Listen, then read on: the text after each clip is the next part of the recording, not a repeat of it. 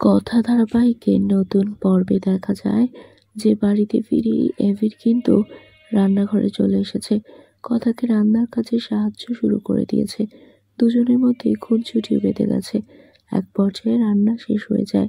AV রান্নাঘর থেকে বের হওয়ার পরই কর্তাগিন্নি আসলে তাকে সত্যিটা বলতে চাইলে কথার কথাগুলো শোনার আগেই ঠাম্মি বলে, সবাই অপেক্ষা করছে, খাবারগুলো তাড়াতাড়ি নিয়ে এসো। ততক্ষণে অ্যাবির বাবা কিন্তু তার বন্ধু তার স্ত্রীকে নিয়ে খাবার টেবিলে বসে গেছে।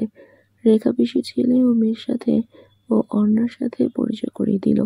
তারপর সবাই মিলে খাবার খাওয়া শুরু করে দিল। খাবারের খুব প্রশংসা করলো অদিতি ও তার স্বামী।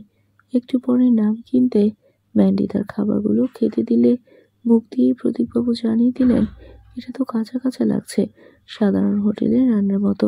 সবাই যখন রান্নার প্রশংসা করছে ঠিক সেই সময় কথা কিন্তু সবাইকে জানিয়ে দিল, আজকে রান্নাটা কিন্তু আসলে আমি করিনি, রান্নাটা করেছে আমার স্বামী। কথার এই কথা শুনে অবাক হয়ে যায় সবাই, তবে মুগ্ধ হয়েছে এভি। তারপর দেখা যায় ম্যান্ডি নাটক করলে তাকে জড়িয়ে ধরে এভি। কথা এসে সেই দৃশ্য দেখে বলে, বাড়িতে মুরব্বীরা রয়েছে, একটু দেখে শুনে কাজ করুন। রেগে যায় এভি। কথাকে সাবধান করে দিলে কথাও প্রতিবাদ করে। তাহলে কি এবার প্রতিবাদ ও সততা দিয়ে অ্যাবির মন জয় করতে পারবে কথা? বন্ধুরা, তোমাদের কি মনে হয়? এক্ষুনি একটি লাইক দিয়ে এবং কমেন্ট করে জানিয়ে দাও তোমাদের মতামত। ধন্যবাদ।